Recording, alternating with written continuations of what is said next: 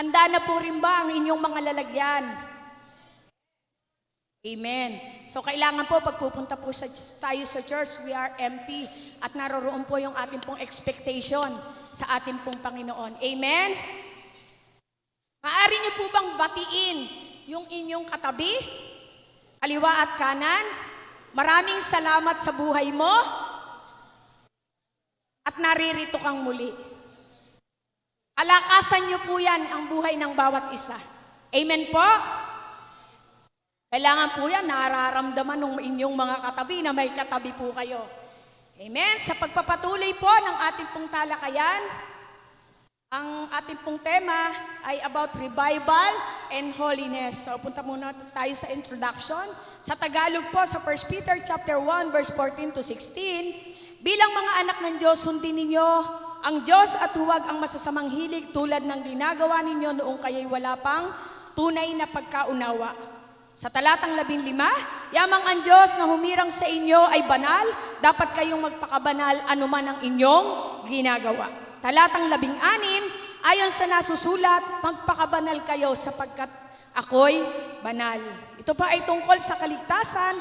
Ito po ay He is God of mercy and justice who cares personally for each of His followers. Our holy God expects us to imitate Him by following His high moral standard. Just like Him, we should sacrifice ourselves for others. Amen po ba? God expects us to imitate Him and we should sacrifice ourselves for others. Can we say a louder amen for that? Tinawag po tayo ng Diyos sa buhay ng bawat isa.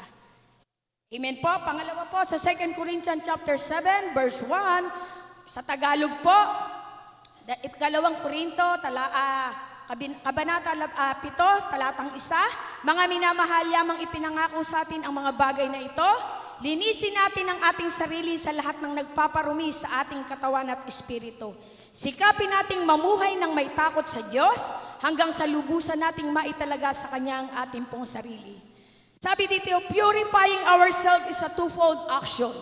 Number 1 is turning away from sin. Number 2 is turning toward God. Perfecting holiness means that Corinthians were to do nothing with paganism. They were to make a clean break with their fast and give themselves to God alone. Paul was prodding toward maturing in their faith.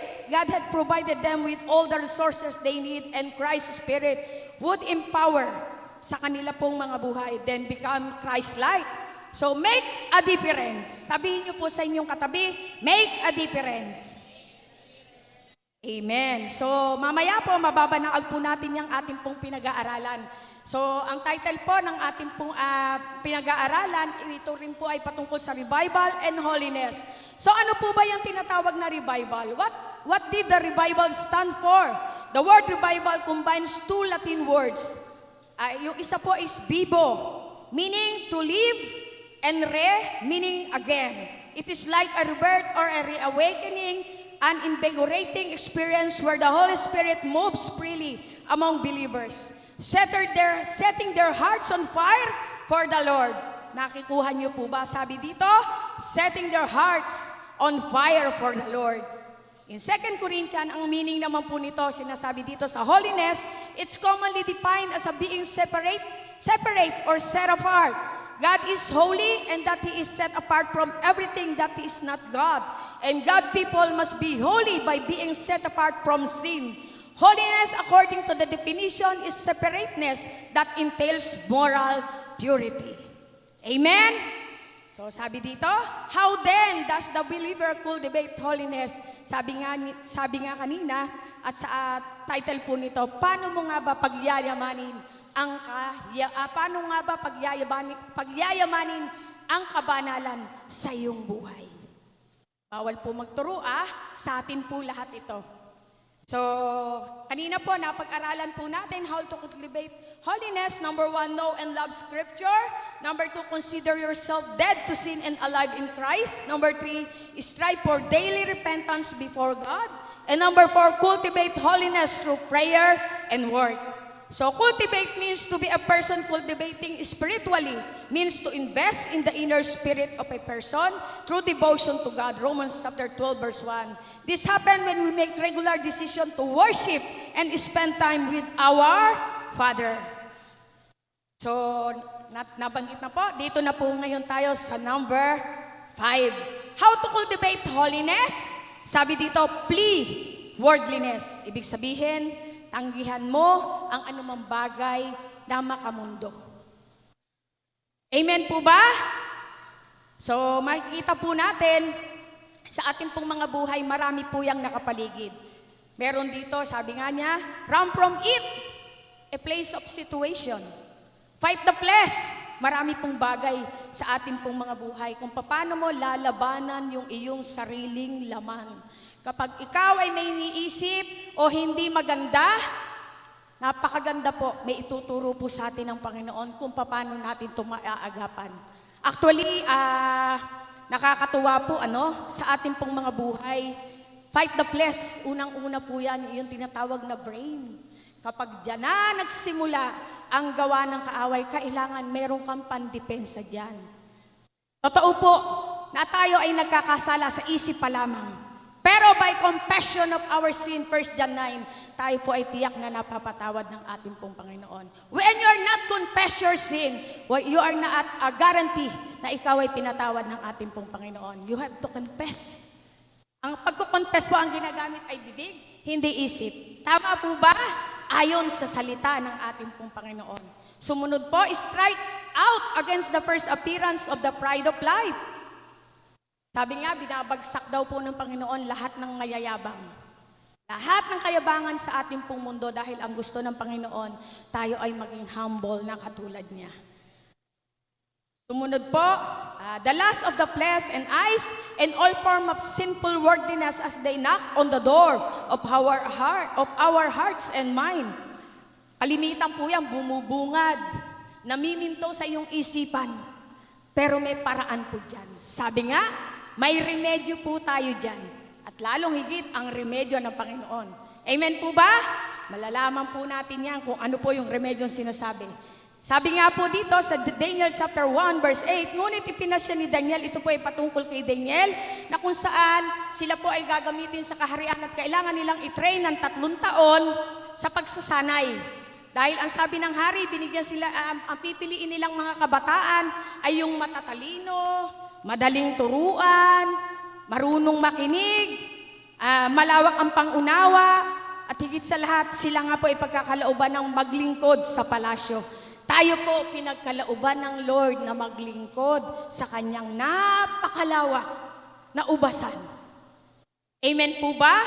At ang iyong assurance ay kakaiba. Dahil mismo ang iyong pastol ay iyong kasakasama. Katulad po ni Daniel. Tapos nung 3 po, actually po ang pangalan nila ay hindi naman talaga Daniel Napalitan na lamang po iyan in Daniel chapter 1, bago dumating yung verse 8 na yan.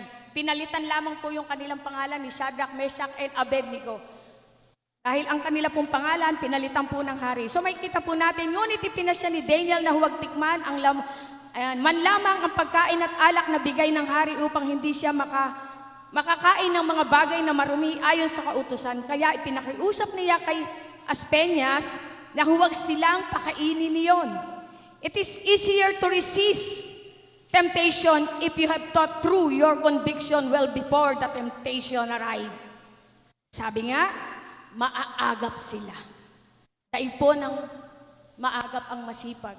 Kung masipag ka man, wala kang agap, wala pa rin po iyan. So, yung pong 3 na to, Daniel and his friend made their decision to be faithful to the laws of God before they were faced with the king delicacies. So, they did not hesitate to stick with their conviction. We will get into trouble if we have not previously decided where to draw the line.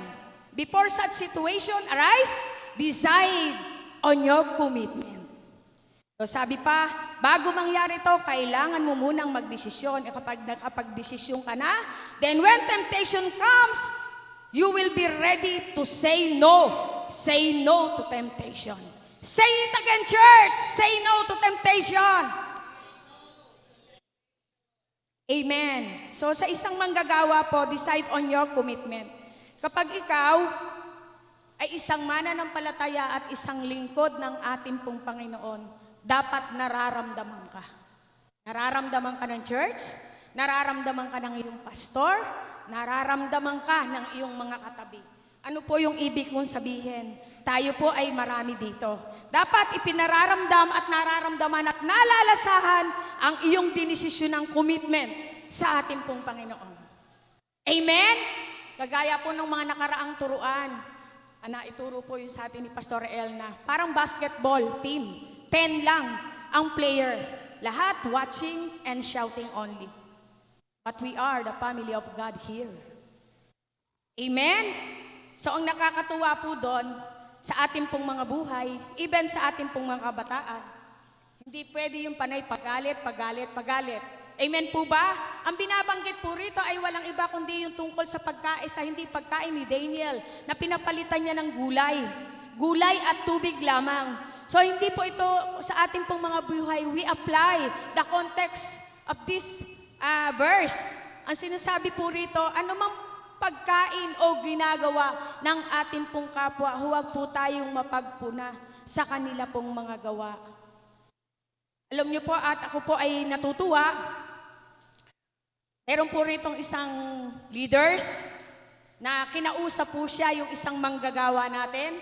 Alam niyo po yung response ng isang manggagawa na yon, na kinounsel siya, hindi ko na lang po babanggitin yung pangalan. Akala niya po papagalitan siya nung magka-counsel sa kanya. Pero for the glory of God, naramdaman ng isang kapatiran na yon, ang nangangaral sa kanya ay isang amang nagmamahal at nagmamalasakit sa kanya. Come on, church, you are leaders. Maramdaman nawa ang inyong kapwa manggagawa, ang inyong kapwa mananampalataya. You are here, you are there for them. Akala niya po papagalitan siya. Pero bukod sa ini-expect niya na papagalitan siya, siya ay pinangaralan ng buong pagmamahal. Sa palagay niyo po, maitutuwid ang buhay ng tao na yun? Maitutuwid. Bakit? Hindi po tayo panay pagalit. Para tayong tigre. Kapag tinanong tayo, kapag may lumapit sa atin, pag para kang tigre, wala nang lalapit sa'yo dahil alam sasakmalin mo't kakagatin. Pero kapag ikaw ay maamong kagaya ng ating pong Panginoon, walang hindi kayang ilapit sa iyo ang Lord para mabago ang kanya pong buhay. Pwede po kayong maging instrumento ng bibig ng ating pong Panginoon. Amen? And I have shared my own experience doon po sa probinsya, na ikwento ko na po to. So ako lang po ay natutuwa. Dahil sa pamamagitan po, sila po ay nagiinuman, ako po ay nakihalubilo sa kanila, hindi para uminom. Kundi hindi ko para sila i-condemn na sa kanila pong ginagawa. Hindi dahil sa pagkain o ginagawa nila. Natuwa lang po ako during the time na hatak ko sila sa inuman at ngayon, praise the Lord, sa isang sitwasyon na yun, 4 na kaluluwa ang tumanggap sa Panginoon. Give God to glory. Amen? So hindi po panay pagalit.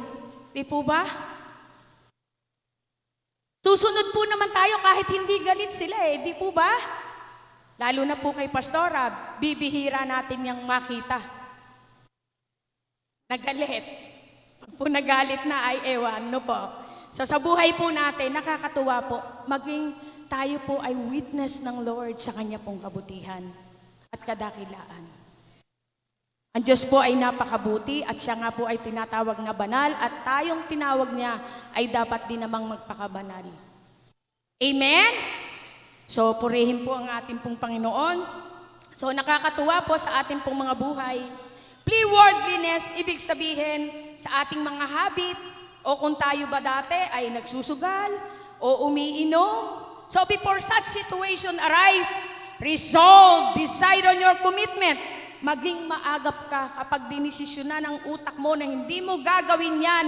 Dumating man ang temptation, hindi na yan makalalapit sa'yo. Dahil sarado ng isip mo, say no to temptation.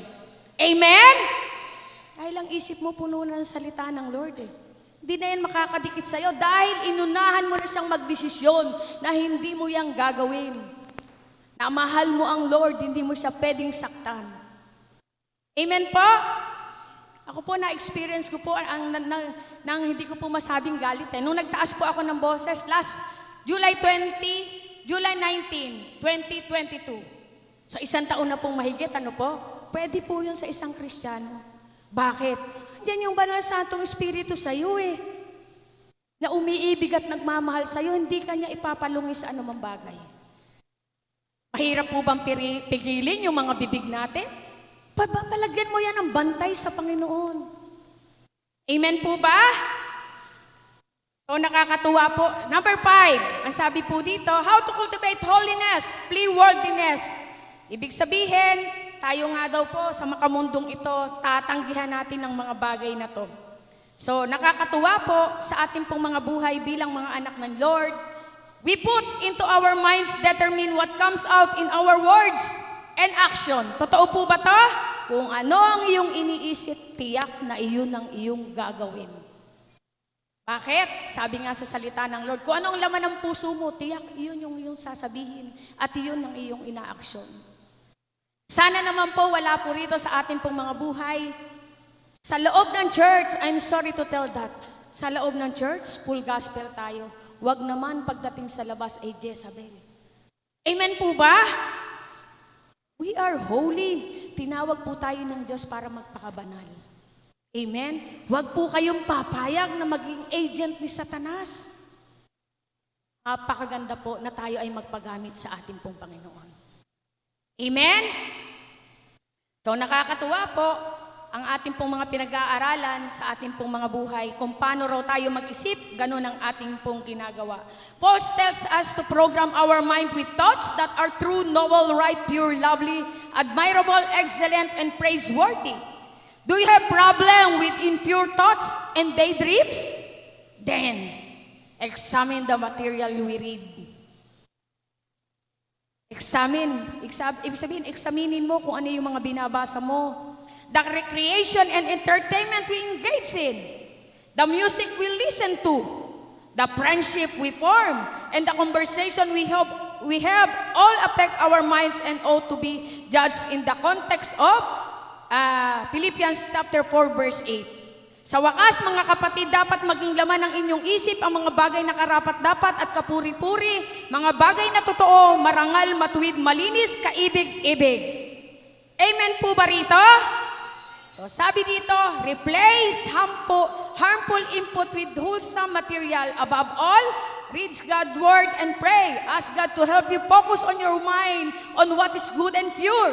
It's take practice, but it can be done. Flee worldliness, then examine and program our mind. Focus on what is good and pure. Practice, and it can be done.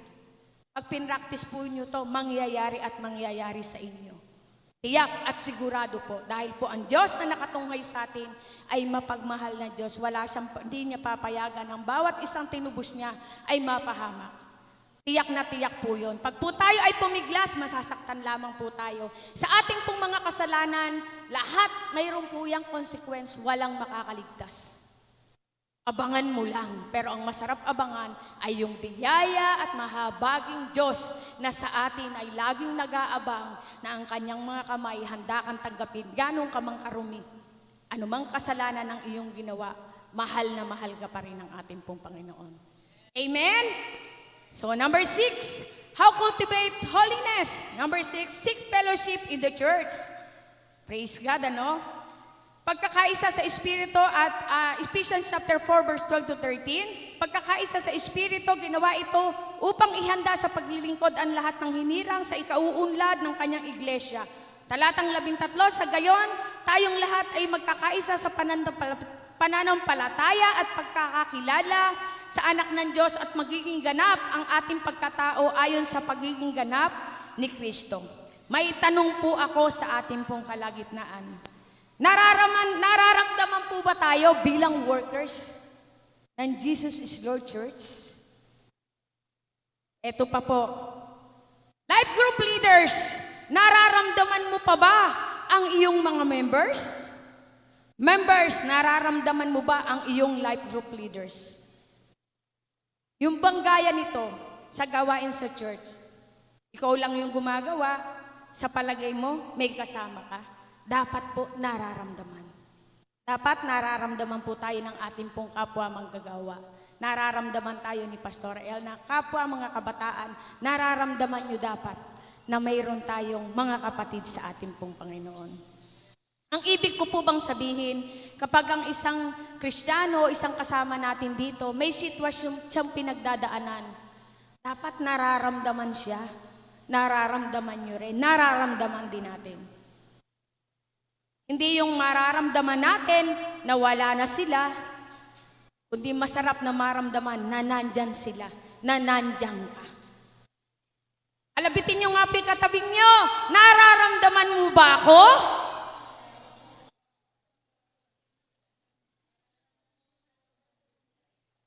Praise the Lord, no?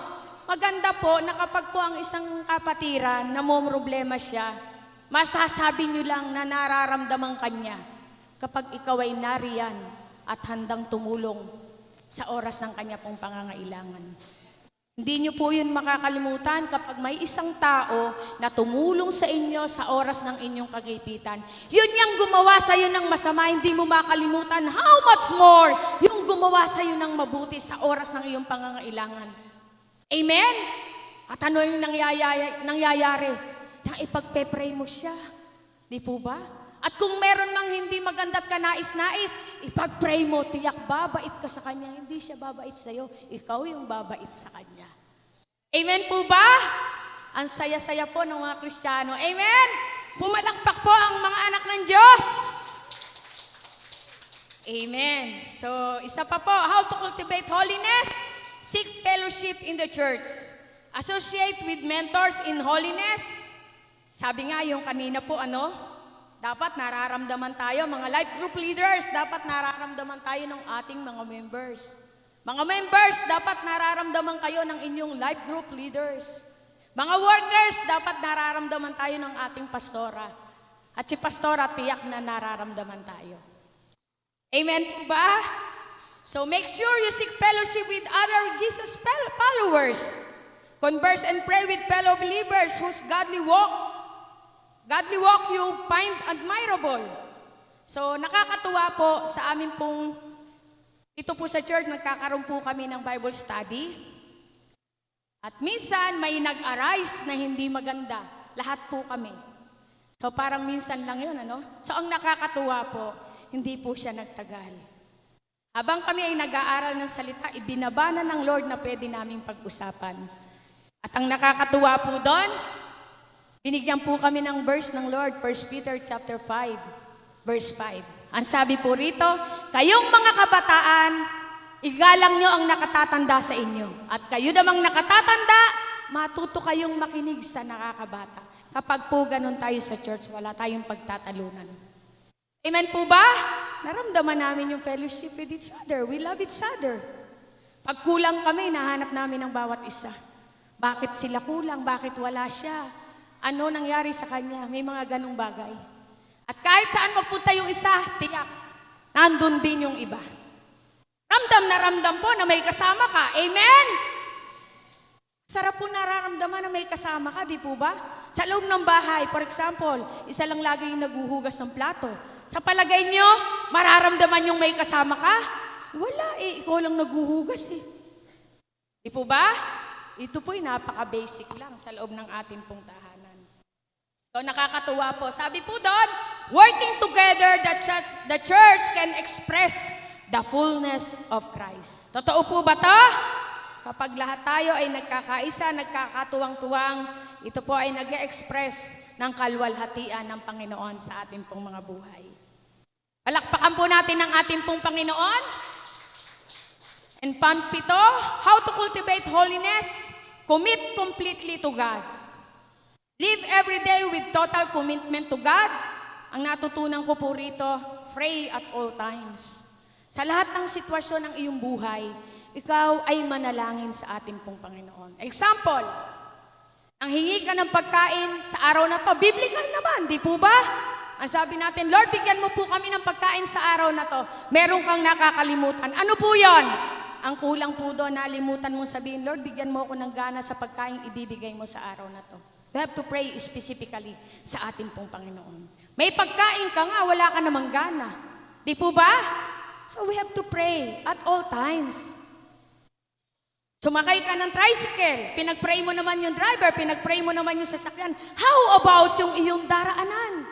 May kaliwa at kanan, may likuran at unahan. Pag nasa flyover ka, may itaas at mayroong ibaba. Napakabuti po ng ating pong Panginoon. Binibigyan niya tayo ng wisdom para tayo ay makapamuhay ng may kaayusan at may katagumpayan. Amen? Pursue harmony and symmetry in holy living. Ibig sabihin, pag tiningnan po natin yung ating pong mga kapatiran, tayo po ay pare-parehas lamang na niligtas ng ating pong Panginoon. Root out all inconsistency by the grace of the Spirit and enjoy godly activities. As to your right and left neighbor, kaya mo yan. Kaya ko yan. Kaya natin yan. Amen? Tama na yung pasulpot-sulpot. Pag-type mo lang umate ng church, kailan pa? Di po ba? Kailan pa? Eh kung mag-rapture ngayon, are you sure na ligtas ka? Anytime pwede pong mag-rapture. Pero ang mahalaga, kahit anong oras pa yung dumating yung rapture na yan, ang mahalaga, ligtas tayo at dadagitin tayo ng ating pong Panginoon. Amen? Palakpakan po natin ang ating pong Panginoon.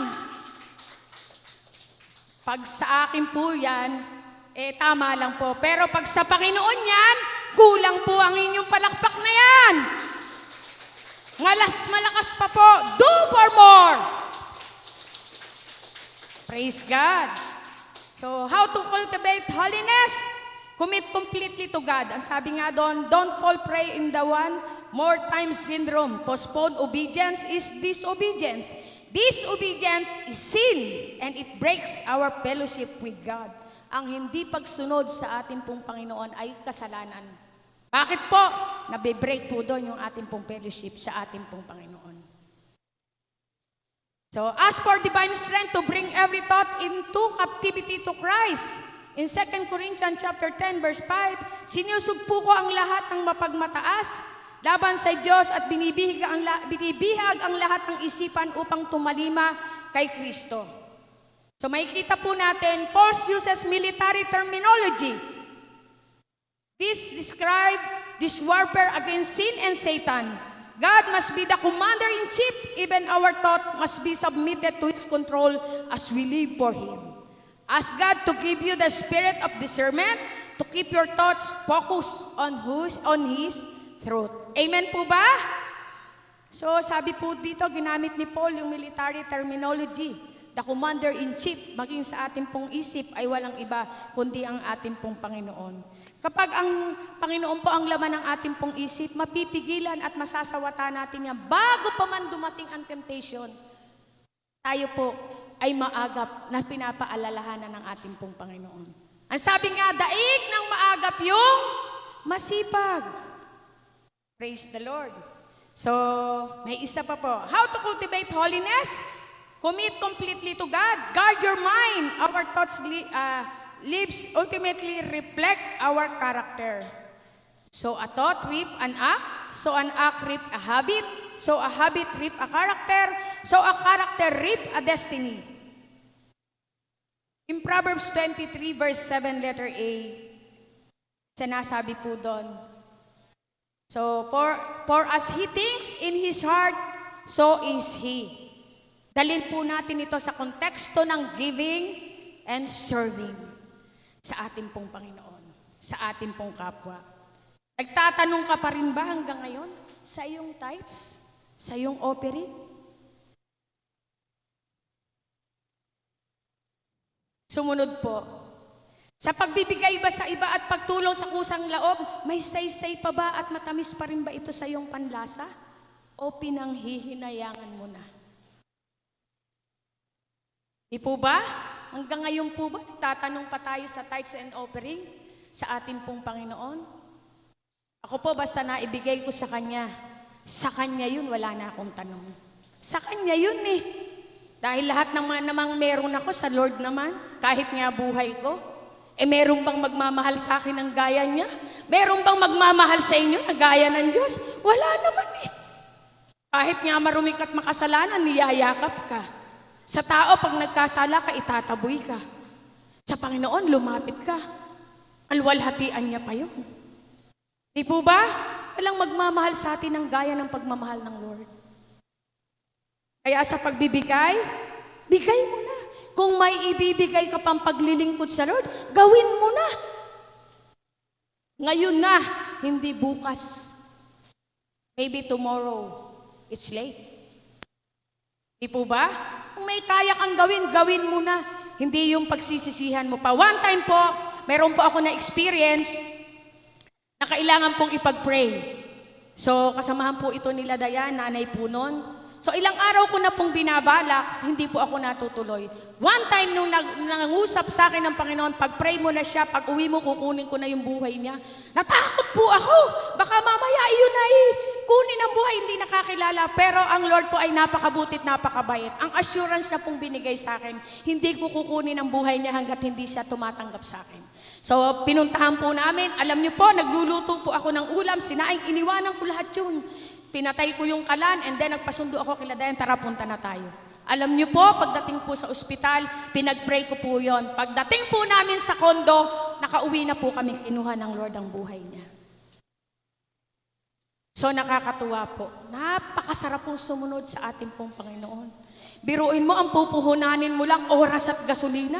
Ang pinuhunan sa iyo ng Lord, kaysa isa niyang anak, pinakamamahal niyang anak, para sa maraming tao. Church, open your eyes. Hear the voice of God. Kung ano yung mga pinararating sa atin at sinasabi. Tiyak po, sure ang Lord sa mga ipinagagawa sa atin. Hindi Kanya bibigyan ng isang salita o pangako na hindi niya gagawin. Amen po ba? Praise God. So sa ating pong mga buhay, napakabait po ng ating pong Panginoon. He cares for us personally. He teaches us sacrifice for others. He provided all the resources we need. He set and focused our mind on Him alone. So isang umaga po, nagising po ako. I think Monday. 2 verse po yung binigay niya. Isa word na talaga, yung isa verse lang. Yung verse na 10:22, Proverbs, and then yung isa, iwanan ka man ng yung mga mahal sa buhay, iwanan ka man ng yung magulang, may Panginoon ka pang aasahan. So dalawa siya, yung isa may verse na agad, yung isa word ang binigay niya. Nung tiningnan ko po at binasa, yung tinatawag na konteksto na sinasabi, ang kayamanang pagkaloob, ang kayamanang galing kay Yahweh ay walang kasamang kabalisahan. Ang tunay pong konteksto nito sa ating pong pinag-aaralan, ito po ay respond to the needs of others. Hindi para sa iyo yung pagpapala na yan, pinadaan lang yan ng Panginoon. Yan po yung konteksto na sinasabi ng Proverbs chapter 10, verse 22. And then yung Psalms 27, verse 10 naman, ang sabi po doon, iwanan ka man ng iyong magulang, may Panginoon ka pang aasahan. God, His love, His sufficient for us. Ang pag-ibig po ng Panginoon, sufficient sa atin pong lahat. Iwanan ka man kung anong bisyo sa buhay mo, huwag kang matakot, andyan ang Diyos. Iwanan ka man ng anumang karangyaan sa buhay, nandyan ang Diyos. Amen? Dalawa po ang fear natin sa ating pong mga buhay, subalit hindi po natin yan pag-aaralan. So in conclusion po, ang sabi po rito, we are not trying to live a holy life in order to earn salvation. Living a holy life is a natural outgrowth of being saved by God's grace and filled with His Spirit. The Holy Spirit will produce Christ-likeness in us. And as we yield to Him, we can live a holy life. So, ang sabi po sa Galatians 5:16, but I say, walk the Spirit, and you will not gratify the desire of the flesh. So, bigyang kasiyahan, hindi natin kayang bigyan ng kasiyahan. Huwag natin bigyang kasiyahan ang ating pong mga desire ng ating pong mga laman. Ang sabi po dito, sa ating pong pinakonklusyon, live each day controlled and guided by the Holy Spirit. Then the word of Christ will be in your mind. The love of Christ will be behind your action. And power of Christ will help you control in your selfish desire. Amen po? Pumalakpak po lahat ang anak ng Diyos. Louder! Louder sa ating pong Diyos yan. Praise the Lord. Amen po. Napakabuti po ng ating pong Panginoon. Amen po ba?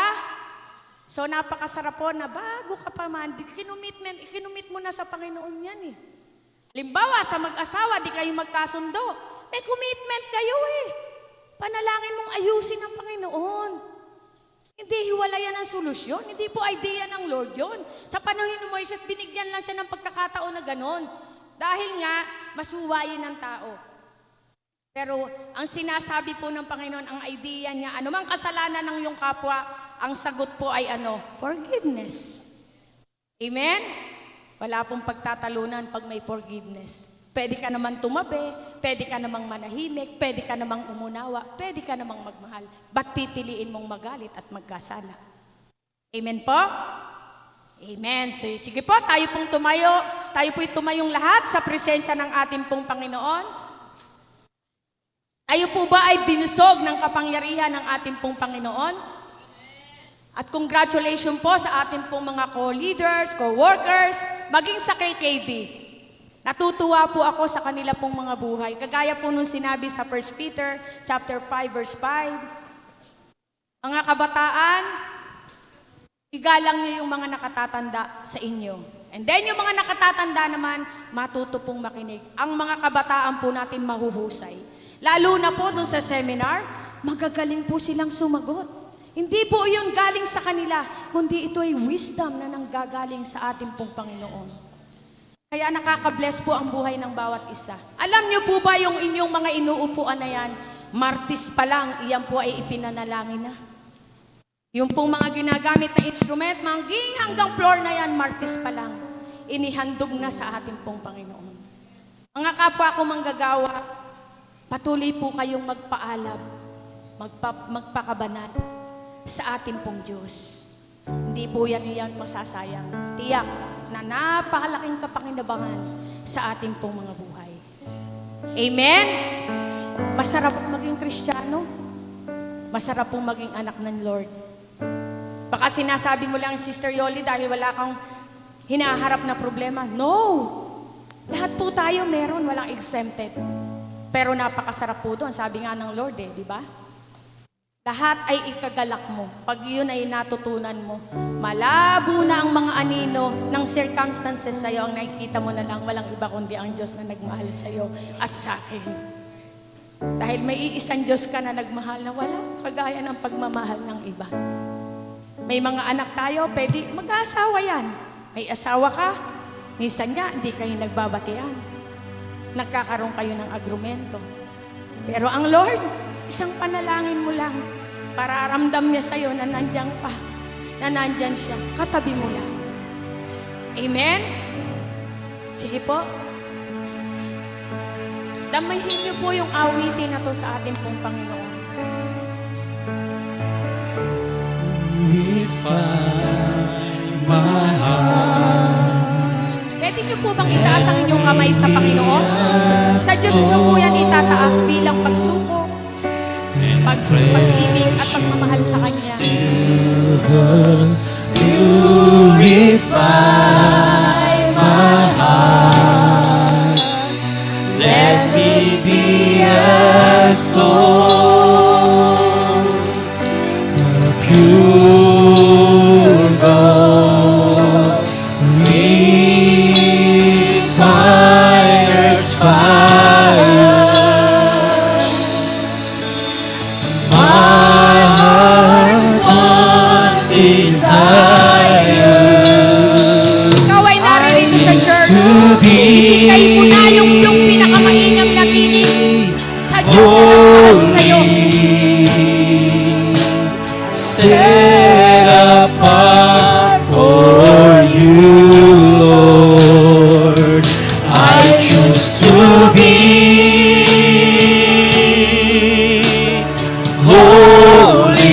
holy, set apart for you, my Master, ready to do your will.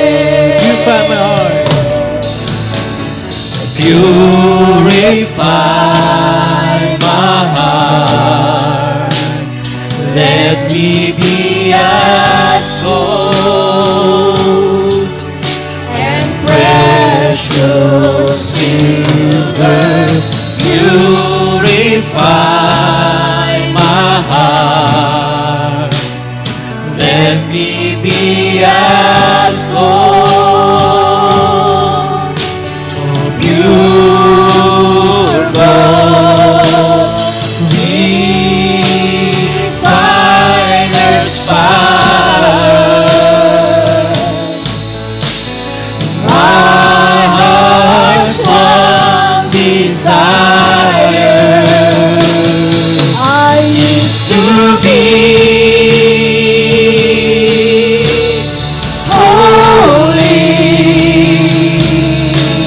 set apart for you, Lord. I choose to be holy, set apart for you, my Master, ready to do your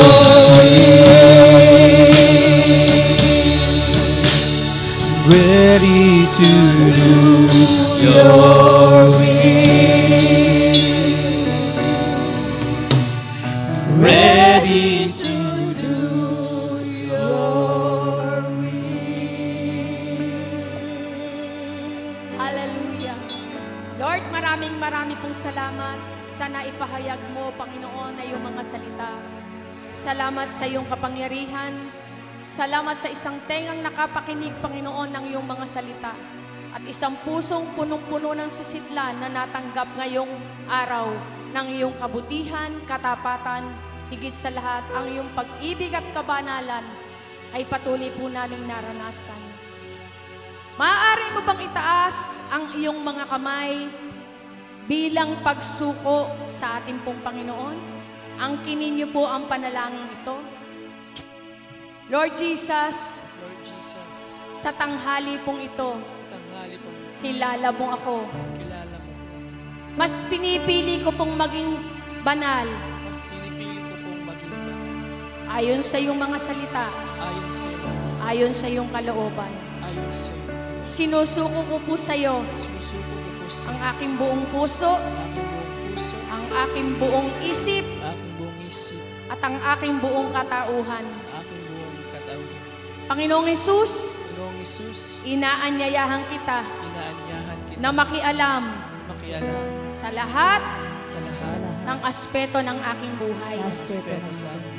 Marami pong salamat Marami pong salamat dahil may Diyos ako dahil may Diyos na maaari kong asahan, Na maaari kong asahan, pagtiwalaan pagtiwalaan, at mahalin at mahal sa lahat ng oras sa lahat ng oras ng aking buhay. ng aking Panginoong Hesus, Panginoong Jesus. salamat sa pagkakataong ito Salamat sa pagkakataon ito na ako ay tinanggap mo na ako itinanong na buong buo buong buo sa iyong harapan. sa iyong harap. Ako na lamang po ang mananalangin. Ama naming Diyos, maraming pong salamat. Napakinggan mo at narinig mo ang mga ipinahayag ng iyong mga anak. Nawa, Panginoon, ang iyong kabutihan, ang patuloy na mag-umapaw at kabanalan, ang patuloy namin, Panginoong, gagawin ayon sa iyong kalooban. Tiyak na hindi mo kami iiwan at hindi mo kami pababayaan. Tiyak na ikaw ay magunguna at kami ay sasamahan sa pagtatagumpay sa mundong ito, Panginoon. Lord, marami pong salamat. Kami ay pinili mo. Napaka-special kami sa iyong paningin. Kaya naman, Panginoon, sa aming pong buhay, nais ka naming itanghal, nais ka naming itaas, at nais ka naming parangalan sa bawat oras ng aming pong buhay. Maraming pong salamat. Malaya ka pa pong kumilos at mangusap sa nalalabing oras namin, Panginoon, sa lugar na ito. At hanggang sa amin pong pag-uwi, taglay namin ang iyong kapangyarihan na siyang patuloy na magbibigay sigla, magbibigay ng galak sa amin pong mga buhay. Salamat po, Ama, sa natatanging pangalan ng iyong anak na si Jesus at sa kapangyarihan ng iyong Santong Espiritu na siyang lumukob sa amin pong kalagitnaan. Sa iyo po ang aming pagpupuri at pasasalamat sa pangalan ni Jesus. Amen.